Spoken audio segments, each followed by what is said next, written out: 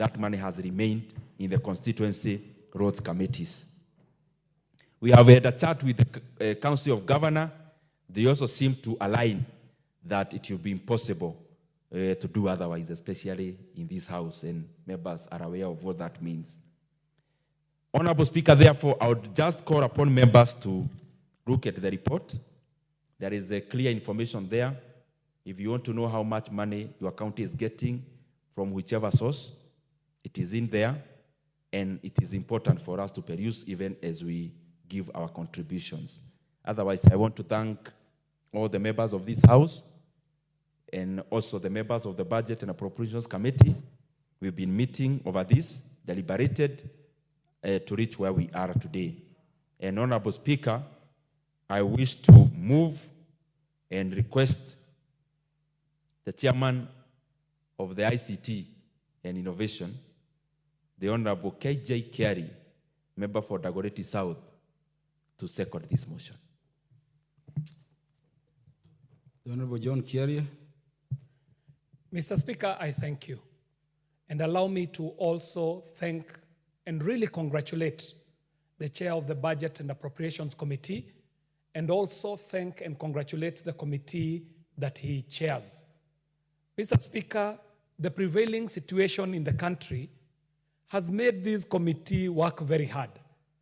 And it might be lost to some members, but the truth is that because of what is happening in this country, this committee has been forced to burn the midnight oil, and for no extra commendation or extra glory, they have burnt that midnight oil and have represented report after report, even as we continue to manage our budgets and find on how we shall be able to resource projects in this coming year.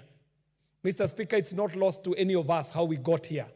We know the situation of the finance bill and where it ended up and how we got to reviewing some of these reports. Mr. Speaker, as I second, I'd like to say that I stand to support that this bill be approved by Parliament with the requisite amendments. Mr. Speaker, if we do as the committee has recommended, we shall be doing a number of things. One, we shall be very well starting our country towards the journey of industrialization. This investment in county parks is very well informed by the bottom-up economic transformation agenda that seeks to move this country into a middle-income country. And the efforts that are being put are deliberate efforts. Mr. Speaker, we know of countries like Singapore, countries that stopped at some point and said that they have to change the way they do things. This is exactly what the bottom-up economic transformation agenda has done. Drawn up value chains intentionally, and agriculture happens to be one of those value chains. That we as a country are no longer taking agriculture just as farming. We want our people to go and farm, yes. But after farming, we do not want our products to go to market raw. We do not want to sell our milk raw. We don't want to sell our horticultural products raw. We are finding a way where we can add value to these products. And in so doing, we shall be, one, providing employment for the young people, but two, and most importantly, we shall be walking the path towards industrialization. So this bill, Mr. Speaker, if approved, on that one count of moving us towards industrialization, you see that it provides for the funding of these county aggregation industrial parks in 8 counties, Mr. Speaker. And I do want to buy the rationale of the chair and the committee in saying that rather than stretching the shilling too thin, we can go with the 8 counties and make sure that these ones are complete so that we start earning from it. Mr. Speaker, secondly, there is a big theme on universal health care. As we develop the capital projects, the infrastructure-heavy projects, we are reminded that our biggest investment should be in people. And the health of our people is critical, Mr. Speaker. And so this journey of moving towards universal health care is a place that I'm excited that we're investing in. Mr. Speaker, the building of the county headquarters, as the chair said, the 42 Moi districts, most of them are the ones that became counties. Some of them are new, some of them are nascent, some of them may be old but never got headquarters. And so this bill seeks towards resourcing for these county headquarters.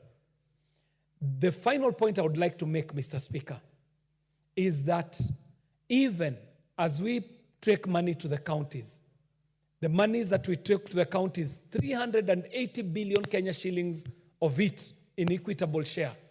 And this money that we are bringing in now with the government additional allocations bill, we ought to say to the counties that they need to rethink the county economy.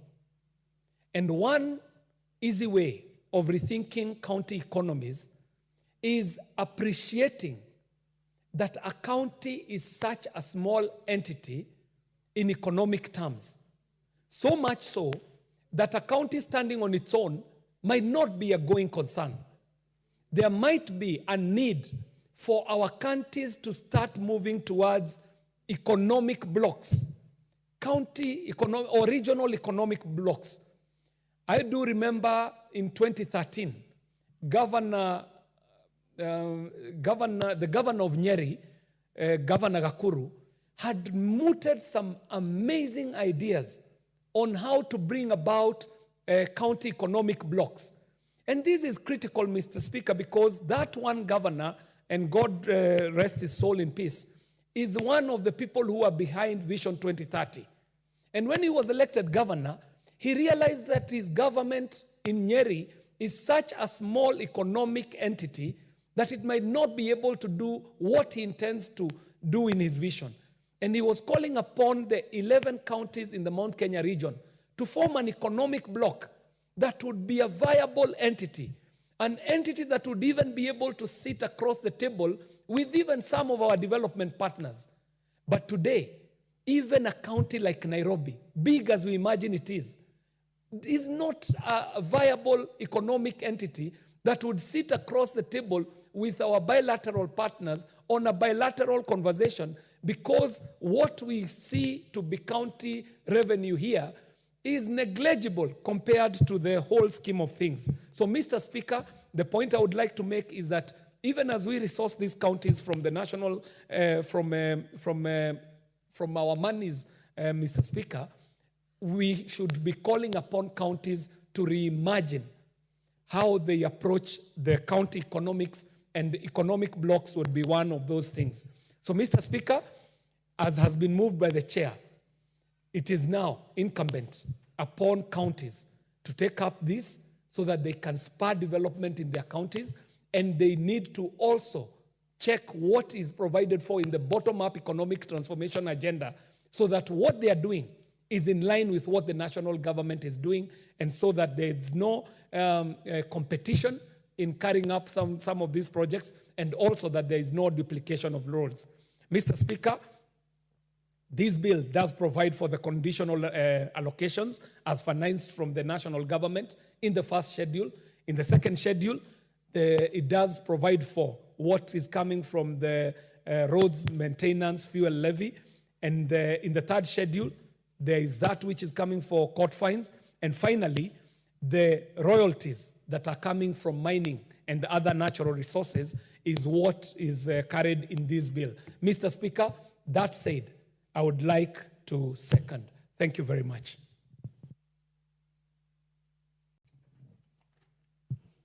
Honorable members, I now propose the question.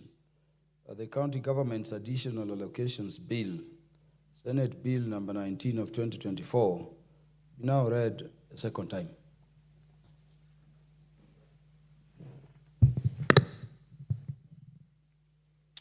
The Honorable Gideon Ochanda, the MP for Bondo, you want to speak to this? Yes. Thanks, Mr. Speaker. Mr. Speaker, I think this is a good effort in terms of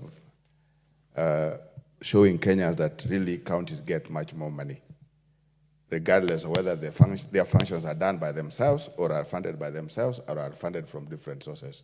is a very good indication that we are not only talking about the 380 billion shillings, and if the chair went further to put all these additionals together, would have seen that really county governments are getting a lot much more than many times what is indicated. However, Mr. Speaker, and if the chair will listen to this, I think the cleanup is not complete in terms of these other sources that are coming, particularly from the national government. If you look at fertilizer, for example, the amount of money that we are using on fertilizer is to agriculture, and agriculture is devolved. What amount of money is in that? I think this is not yet here. You look at these other things that we are talking about in terms of the many other regional or the sagas that are doing functions that are funded by the national government and are doing functions that are really county functions. Like the Lake Development Authority, many of these regional development authorities are basically doing functions that are supposed to be county functions, and they are funded from the national government. Look at if we put all those together, you'll be seeing that definitely there's a lot much more money that goes into the county governments. The other thing that maybe the chair may need to hear more is in terms of where we are like co-matching. The national government is matching with the county governments. Particularly, is mentioned health. We need to ask ourselves, for how long is the national government going to support the community health promoters? Is it going to be an annual ritual event that we must give money, the national government must give money to support the community health promoters? Chair, I don't know whether you want me to repeat that. Your second is keeping you busy. Chair, what I was trying to talk about is there are these things that we are co-funding, national government and county government. We have talked about the industrial parks. We have talked about the community health promoters. Industrial parks, sure enough, you have said that, no, we are going back to making sure that the ones that were started are complete. That's fine. But look at the community health workers. We are taking half. If you take half, we need to indicate to ourselves initially, for how long do we want to do this? Is it going to be a ritual, national, annual thing that will be supporting the community health workers when we know very clearly that this is something supposed to be done by the county government? So, Mr. Speaker, I think that's another critical area in terms of cleaning the amount of monies that get to the county governments. Now, the other thing is the sustainability of these health promoters. If we pull out, if the national government pulls out its bit, what happens to them? Yeah, it's going to be a very critical question that we must answer ourselves, and we must know that. And what happens, like in the industrial parks, when you put 250 million Kenya shillings, let's say for the 18, and the other side, the county government doesn't place their 250 million, or it is not a priority to them at that particular time, what happens? What happens to counties that this is a priority to them, yet they are not in the 18, yeah, that we started with? So I think these are areas where we may need to really check. Then we by the end of it, can we do some analysis in terms of where do these monies go to? You are in the 18, for example, a county may be in the 18 for purposes of the industrial parks. Then the same county is in for some grants. The same county is in for another kind of money from a different source. So where are we? Are we able to check in terms of, because I'm seeing that certain counties may be left behind and others may be getting much more in the end. We'll be bringing in some level of inequalities. Look at the grants. Grants for the last 5 years, Mr. Speaker, if you check it clearly, the grants that we have had have been going to particular counties over the years, whether it is for urban development, these things that are supported by grants. They are basically going to the same areas. So if those areas also get fertilizer, that same area is in the industrial park, the same area is in another one. What happens then to the other areas? I think that's a very critical thing that needs to be looked at. The other one is the issue of royalties. Of course, the chair has mentioned that this has not been really very clear. But there are areas where many things are happening in the name of mining, whether they are artisanal or not. You look at the amount of monies that are generated from what, in quote unquote, explorative or explorations in gold, and artisanal mining in gold in Kakamega, in Siaya, Bondo, look at that in Migori and the rest. It's quite a huge amount of money. So where do we bring in these counties? And at what moment, at what stage are we able to check through all these things so that the people who are doing it get to know that they're supposed to be paying royalties to the county government? I think that's another critical thing that, Mr. Speaker, we really need to look at clearly. The issue of court fines and stuff like that has been very clear initially because there were municipal courts. But then there are areas where there are non-municipal courts, definitely their money is swallowed, that goes as part of the judiciary and to the consolidated fund. I think this really needs to be streamlined so that counties get to have this as own sources of revenue moving forward. So, Mr. Speaker, I support this, but I want to think that there are quite a bit of effort that needs to be looked at as we move forward.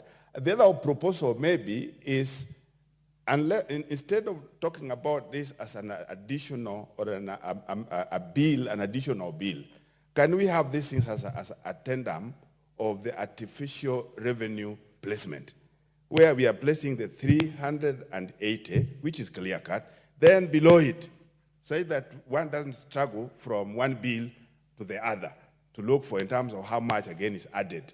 I think that may help us a great deal moving forward. Thank you, Mr. Speaker.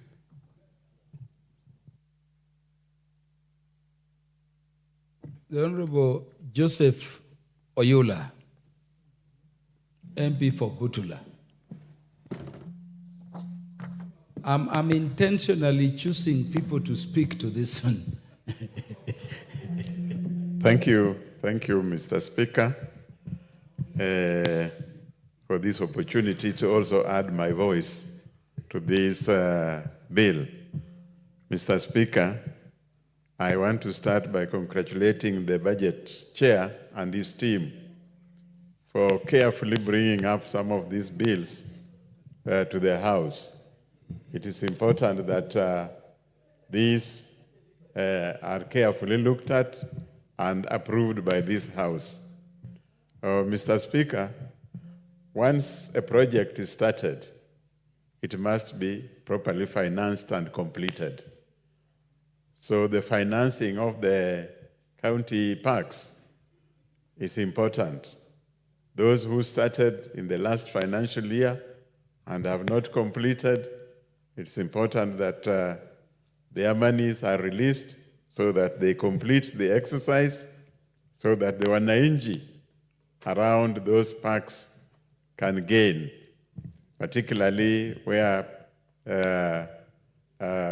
projects are going to be introduced, industrial projects, which will promote the employment in the area.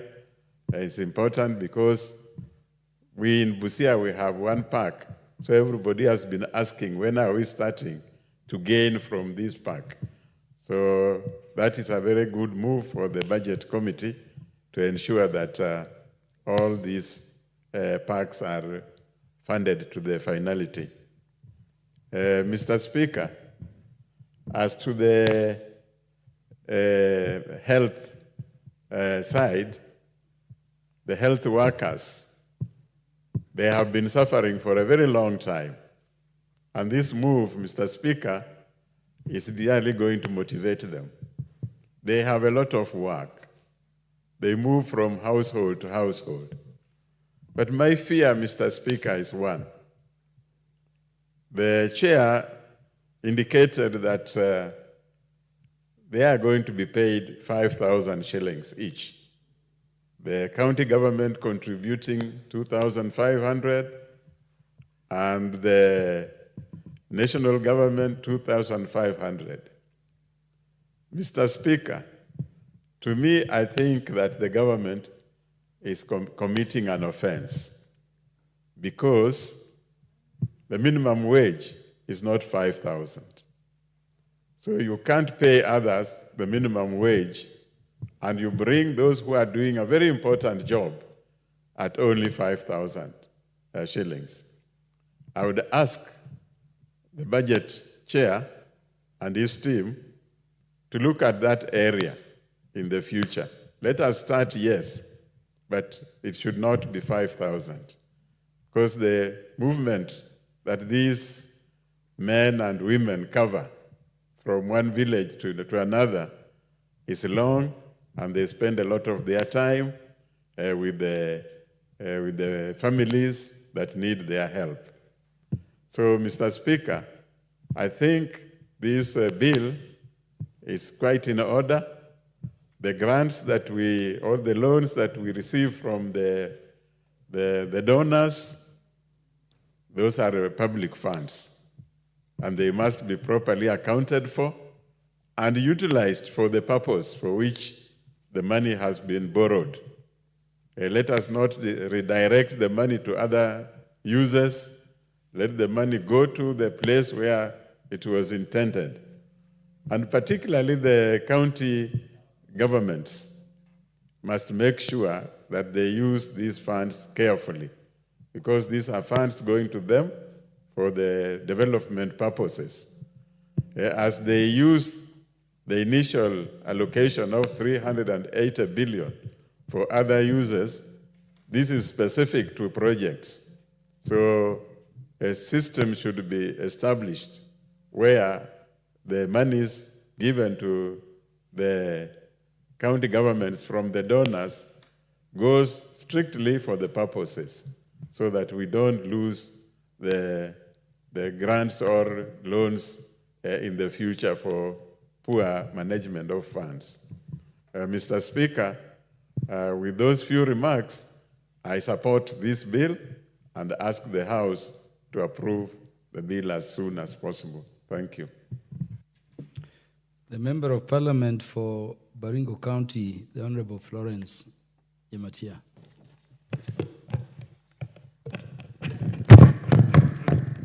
This thing is stuck.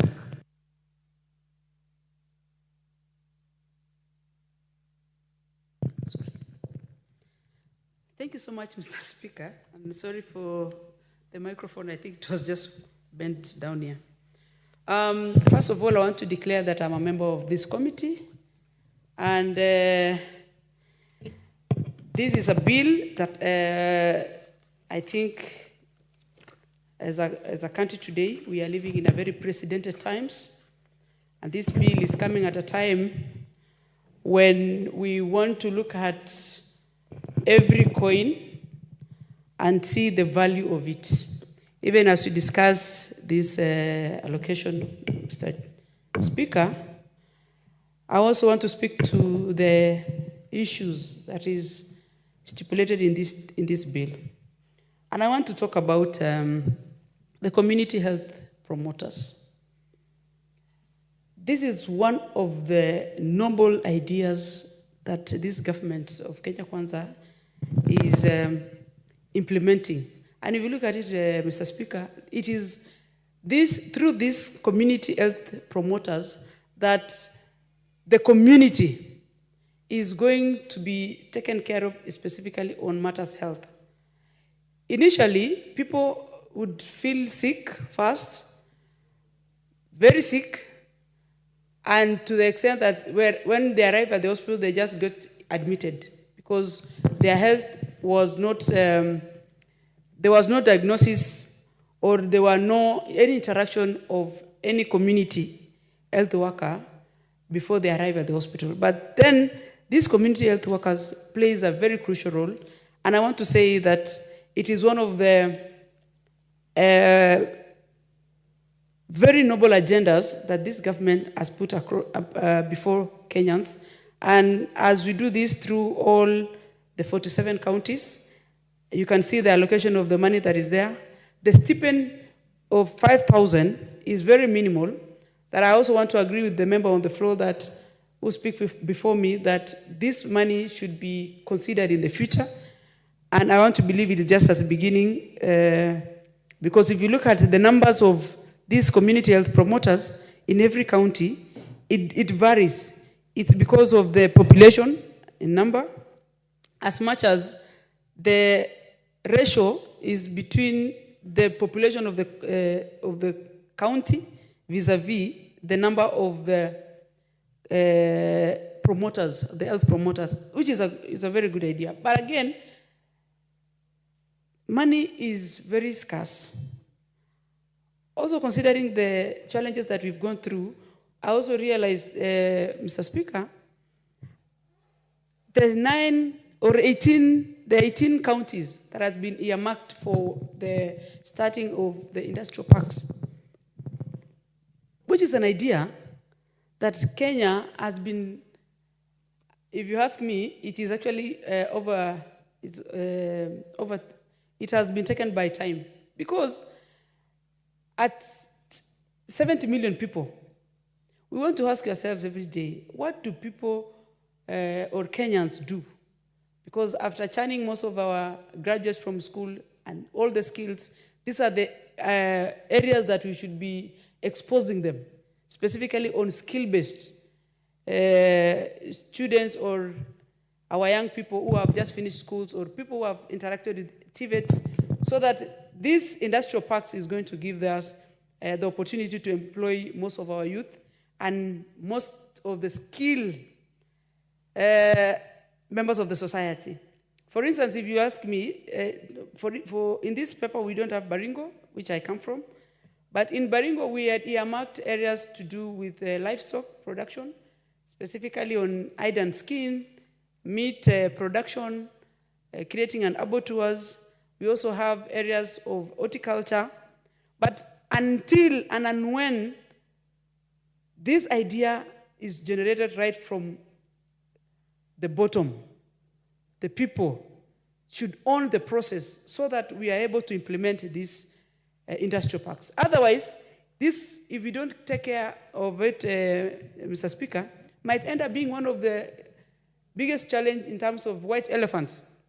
Because if you realize, we are building these industrial parks. I saw one PS for trade and investment, Mr. Abubakar, in Busia last week. He was launching and commissioning a very nice industrial park in Busia County with His Excellency Mr. Otoma.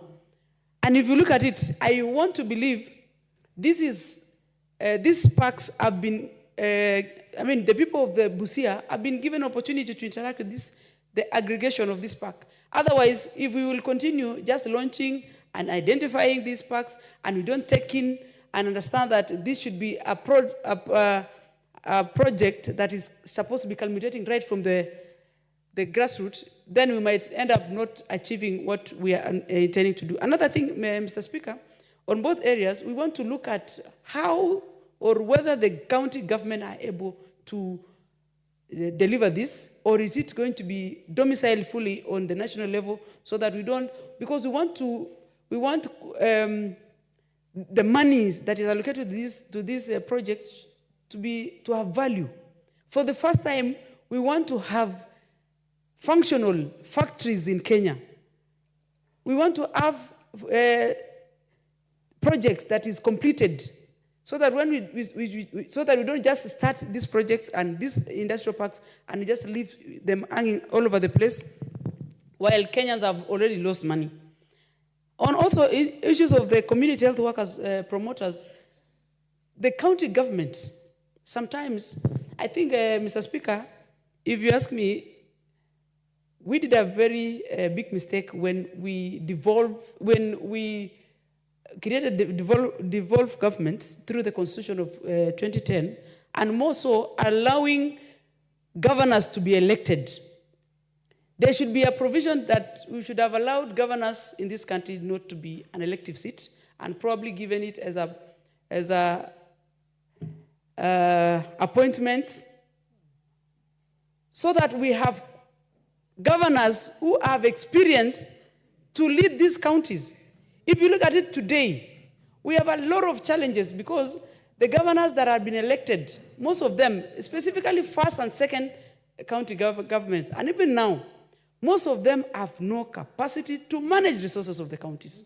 To the extent that even the amenities of the counties that was there before is no longer there, is no longer functioning. And another problem I think we did through the Constitution is even to devolve sectors like health sectors. If devolving health sector in this country has caused problems. The Honorable Omboko Mulemba, it's on a point of order. Thank you. Oh, Honorable Speaker, not really to interrupt the Speaker who has been on the floor, but I don't want it to go unnoticed that the statements we do place in this House can really influence the populace of Kenya. The history of counties and even county deputies all over the world since the time of the French Revolution and creation of counties has been through elections. Is it in order for a member to imagine that any person who is elected cannot be a performing governor? Yet, even in America. Thank you, Honorable Speaker. Yeah, the Honorable Florence Jematia. Thank you so much, Mr. Speaker. As much as I The would Honorable Florence Jematia, do you want information from Dr. Honorable Lilian Kogo? Lilian Kogo. Yeah, proceed. Thank you so much.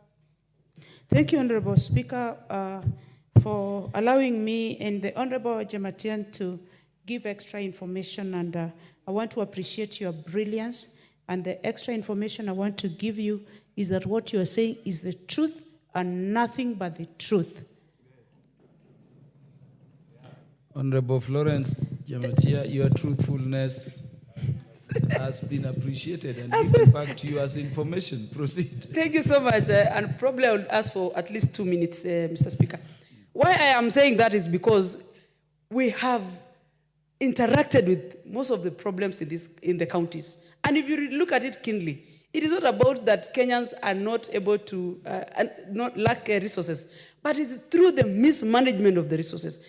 For instance, Ministry of Health or health sector in the counties, it is dead. And today, a whole mother can walk, a pregnant mother going to deliver in a hospital, walks into that place and he cannot even find a painkiller.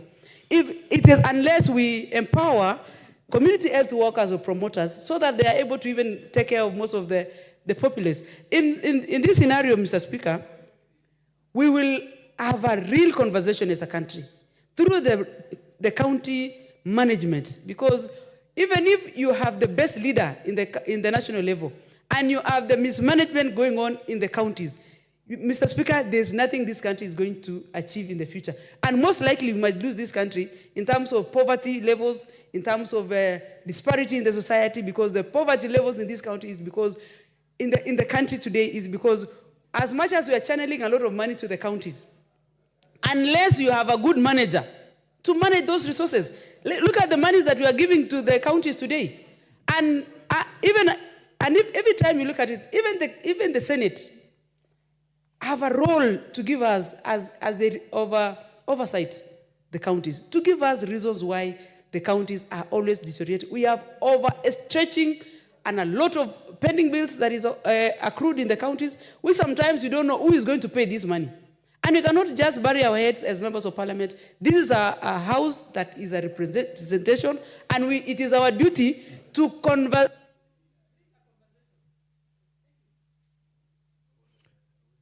Yeah, thank you. If you're done, I want to go to the left. The Honorable Dr. Makali Mulu will be followed by the Honorable Senior Counsel Naisula Lesuda.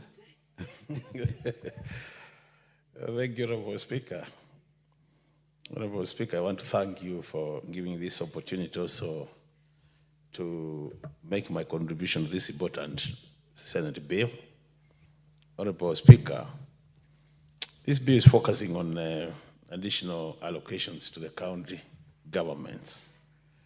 And the main object of the bill is to provide a framework in terms of additional allocations from proceeds of loans and grants, and the transfers from the national government. Honorable Speaker, I just want to make these opening remarks that this bill is coming at a time when we have gone through the initial budget and we have we had a Appropriation Act, which now we have revised to come up with a Supplementary Appropriation Act.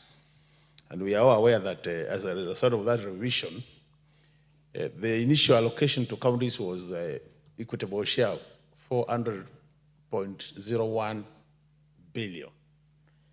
And as a result of the revision, or the downscaling, as a result of this finance bill 2024 being not approved, we've come down to 380 billion equitable share. So, having said that, Honorable Speaker, you realize even the issue of additional resources, there has been a bit of also scaling down for some areas.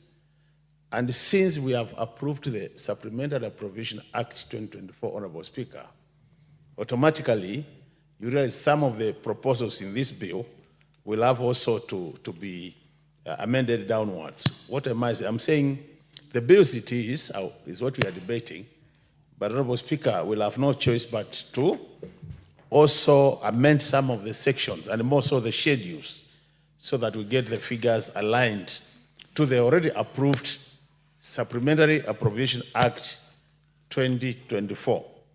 Honorable Speaker, let me just give a number of examples. If you look at the issue of count aggregation industrial parks, the schedules show that we are expected to provide for 18 counties, and each of the counties is supposed to be given about 250 million, and the expectation is that the counties will also allocate